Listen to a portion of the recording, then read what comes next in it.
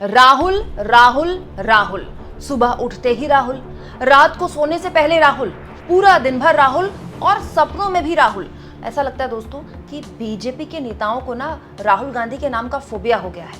मुझे तो कभी कभी ऐसा भी लगता है कि बीजेपी ने मतलब ठेका उठा लिया है, ठान लिया है कि जब तक वो राहुल गांधी को देश का नंबर 1 नेता, सबसे पॉपुलर नेता, सबसे ऐसा नेता जिसके बारे में सबसे ज्यादा चर्चा होती है, वो बनाकर नहीं छोड़ेंगे, तब तक वो हार नहीं मानने वाले हैं। क्योंकि जिस तरह से बीजेपी के नेता राहुल गांधी को लेकर बयानबाजी कर रहे हैं, लगता तो ऐसा ही है कि बीजेपी के नेताओं का मोहभंग हो गया है मोदी जी से, क्योंकि दिन रात सुबह शाम राहुल गांधी को लेकर ही बयानबाजियां होती रहती हैं। और अब तो हद हो गई दोस्तों, मोदी जी के लाडले मोदी जी के एकदम लाडले मंत्री ये कह रहे हैं कि जो राहुल गांधी है ना, नेता प्रतिपक्ष, संवैधानिक पद पर बैठा एक शख्स राहुल गांधी देश का नंबर 1 आतंकी है और एजेंसियों को उन पर कार्रवाई करनी चाहिए। और ऐसा नहीं है कि उन्होंने ऐसे ही मजाक मजाक में ये बात बोल दी, उनकी ये बात बोलते वक्त मीडिया आसपास उनके साथ मौजूद थी, लंबी चौड़ी बातचीत की उन्होंने मीडिया से। उसके बाद बड़ी समझदारी से, सूझबूझ के साथ भारत सरकार के मंत्री ये कह रहे हैं कि जो नेता प्रतिपक्ष हैं देश के लोकसभा के अंदर, वो देश के सबसे बड़े आतंकी हैं और उन पर कार्रवाई करनी चाहिए एजेंसियों की। और ये मत सोचिएगा कि ये बयान ऐसे ही आया गया बयान है, इसका बीजेपी के बाकी नेताओं ने सपोर्ट किया है, समर्थन किया है, ये कहते हुए कि मोदी जी के मंत्री के पास पक्का कोई रिपोर्ट होगी तभी वो इतनी बड़ी बात कह रहे हैं। सब कुछ मैं आपको तफसील से बताऊंगी और ये भी बताऊंगी दोस्तों कि कैसे बीजेपी के अंदर अब राहुल गांधी को लेकर इतनी ज्यादा घबराहट,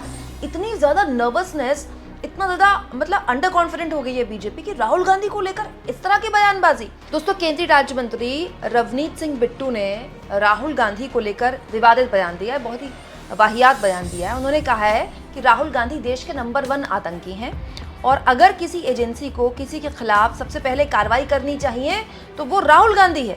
वो देश के लिए खतरा बन चुके हैं, उन पर शिकंजा कसना बहुत जरूरी है, ये कह रहे हैं मोदी जी के मंत्री।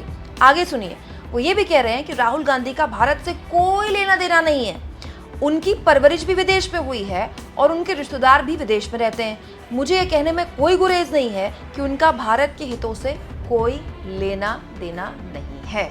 ये हैं मोदी जी के मंत्री और ये वो शख्स है दोस्तों, रवनीत सिंह बिट्टू, जो कांग्रेस ही रहे हैं। अभी कुछ वक्त पहले ही ये इनका हृदय परिवर्तन हुआ, चुनाव से पहले उन्होंने बीजेपी ज्वाइन की और पंजाब से इनको बीजेपी ने टिकट दिया, हार गए चुनाव। लेकिन मोदी जी जिनको पसंद करते हैं आप तो जानते ही हैं, मोदी जी ने इनको उसके बाद मंत्री बनाया, तब चुनाव हारने के बाद भी मंत्री बनाया। और इसीलिए लोग कह रहे हैं कि नए नए भाजपाई बने हैं बिट्टू, इसीलिए कुछ ज़्यादा ही अंदर से राहुल गांधी के खिलाफ जहर उगल रहे हैं। ये वो लोग हैं दोस्तों जिनको लेकर अब कांग्रेस कह रही है आस्तीन का सांप है, क्योंकि जब ये कांग्रेस पार्टी में होते थे तो दिन रात राहुल गांधी की माला जपते थे। मतलब राहुल गांधी का मतलब बहुत, राहुल गांधी के लिए बहुत इनके दिल में प्रेम उमड़ता था। और आज ही राहुल गांधी को नंबर 1 टेररिस्ट कह रहे हैं, नंबर 1 आतंकी कह रहे हैं। दोस्तों, वैसे तो विदेश क्या सोचेगा और दुनिया क्या सोचेगी, इसको लेकर मेरी बहुत अलग तरह की राय है। लेकिन आप सोचिए, मतलब किस तरह की राजनीति हमारे देश में हो रही है, थर्ड क्लास राजनीति। विदेश में इस तरह के बयान जाते होंगे, भारत सरकार के एक मंत्री लोकसभा में नेता प्रतिपक्ष के लिए बोल रहे हैं कि ये नंबर 1 आतंकी हैं। तो मैं ये जानना चाहती हूँ दोस्तों कि भारत सरकार के मंत्री अगर ये कह रहे हैं कि नेता प्रतिपक्ष लोकसभा में नंबर 1 आतंकी हैं, और तो फिर एजेंसियाँ क्या कर रही हैं? मतलब हमारे देश की एजेंसियाँ इतनी मजबूत हैं, उनके पास कोई रिपोर्ट है तो राहुल गांधी को गिरफ्तार करें। नंबर 1 आतंकी छुट्टा घूम रहा है, न केवल घूम रहा है, देश भर में विदेशों में भी जा रहा है, तो भारत की एजेंसियाँ क्या कर रही हैं?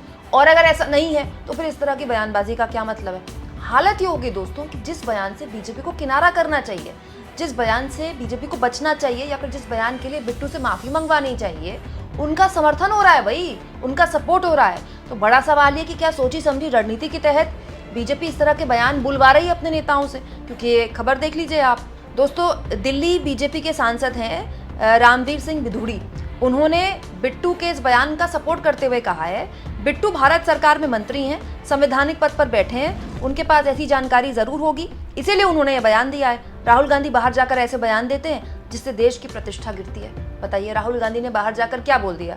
यही बोल दिया ना कि चीन मैन्युफैक्चरिंग में हमसे बेहतर है। ये तो दुनिया जानती है, ये तो मोदी जी भी जानते हैं। इसीलिए हमारा जो ट्रेड डेफिसिट है इतना ज़्यादा है कि हम चीन से सामान मंगाते ज़्यादा है और भेजते कम है। ये तो आंकड़ा है और ये इसको लेकर मतलब भारत सरकार भी जानती है, भारत सरकार स्वीकारती है इस आंकड़े को।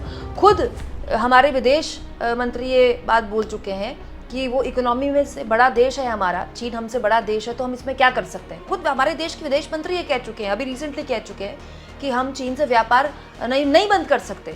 तो यही बात राहुल गांधी ने बोल दी तो वो देश विरोधी हो गए। अब बड़ा सवाल ये है दोस्तों कि मोदी जी जो विदेश में जाके बयानबाजी करते हैं, अगर ये भाजपाई या तो वो बात सुनते नहीं है या इनके ऊपर से निकल जाती है, क्योंकि मोदी जी तो विदेश में जाके ये बोलते हैं कि पहले ऐसा होता था कि लोग ये सोचते थे कि पिछले जन्म में पता नहीं कौन से पाप किए हैं कि ऐसे देश में पैदा हुए हैं। ये सारी बयानबाजी तो सोशल मीडिया में है, जो मोदी जी विदेश में जाकर कहते थे कि पहले लोगों को शर्म आती थी कि अरे यार हम भारत से हैं, अब लोगों को बड़ा गर्व होता है क्योंकि 2014 के बाद मोदी जी पीएम बन गए देश के। दोस्तों इसके अलावा 70 सालों में देश में कितना घटिया काम हुआ, किस तरह की बातें विदेश में जाकर मोदी जी ने अपने अलग अलग भाषणों में कही। अगर आप विस्तार से जानना समझना चाहते हैं तो आप मेरा ये वीडियो देख सकते हैं, बाकायदा मैंने वो बातें सुनाई हैं। लेकिन मैं ये जानना चाहती हूँ दोस्तों कि अब इस तरह की बातें जब मोदी जी बोलते हैं तब किसी भाजपाई को बुरा नहीं लगता है, लेकिन राहुल गांधी इस तरह की बात अगर विदेश में जाके बोलते हैं, चाहे वो एम्प्लॉयमेंट की बात हो या फिर देश में जिस तरह का माहौल है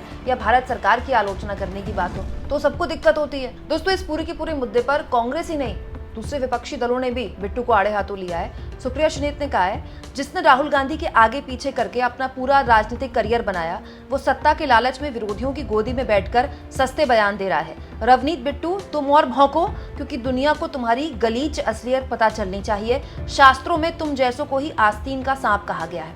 वहीं आरजेडी के सांसद दोस्तों मनोज झा, वो कहते हैं नए कन्वर्ट की अपनी चुनौतियां होती हैं, उन्हें बस पहले विवेक को त्यागना पड़ता है। जय हिंद। दोस्तों ये वही बिट्टू हैं जिन्होंने अभी पिछले बजट सत्र में, आपको याद होगा, सोनिया गांधी को लेकर आपत्तिजनक टिप्पणी की थी। लोकसभा के अंदर उनके गोरे रंग को लेकर टिप्पणी की थी, जिसके बाद कांग्रेस पार्टी ने इसका काफ़ी विरोध किया था और उसे महिला विरोधी बयान बताया था और सोनिया गांधी का अपमान बताया था। और ये हाल के 10 सालों में चलन बना है। आप जानते हैं बीजेपी में एक चलन, अलग तरह का चलन बना है कि नेहरू गांधी परिवार को, राहुल गांधी के परिवार को जो जितना टारगेट करेगा पर्सनली, वो उतना बड़ा नेता बनेगा। उसका जीता जागता प्रमाण स्मृति ईरानी है। स्मृति ईरानी ने 2014 के बाद से जिस तरह से कभी राहुल गांधी को वो चैलेंज करती थी, कभी वो सोनिया गांधी को चैलेंज करती थी। लोकसभा में तो माफ़ी मांगो सोनिया गांधी, माफ़ी मांगो सोनिया गांधी के नारे लगा दिए स्मृति ईरानी ने। इसके बाद वो प्रियंका गांधी को चैलेंज करती थी, फिर वो रॉबर्ट वाड्रा को चैलेंज करती थी। मतलब उस पूरे परिवार को स्मृति ईरानी ने पिछले 10 सालों में जितना चैलेंज किया है वो सब जानते हैं। और स्मृति ईरानी को उसका राजनीतिक फ़ायदा मिला, अपनी पार्टी में उनका कद बढ़ा। अब भले ही उनकी स्थिति क्या है वो सब जानते हैं। अब तो लोग तो उम्मीद कर रहे थे कि उनको राज्यसभा भेज दिया जाएगा, लेकिन राज्यसभा भी नहीं भेजा गया उनको। लेकिन अब बिट्टू साहब को भी लगता है कि नए नए भाजपाई बने हैं, कांग्रेस पार्टी से भाजपा में आए हैं, तो अपनी ईमानदारी और मजबूती से दिखाने के लिए कुछ ऐसा बोला जाए जो कि जिसको सुन के भाजपाई भी कहें अरे ये हमारे दिमाग में क्यों नहीं आया, ये तो कुछ ज़्यादा ही हो गया। दोस्तों मैं तो बिट्टू साहब से यही कहूँगी कि उनको जिस तरह की बयानबाजी करनी है करें, लेकिन वो ये याद रखें कि वो भारत सरकार के मंत्री हैं।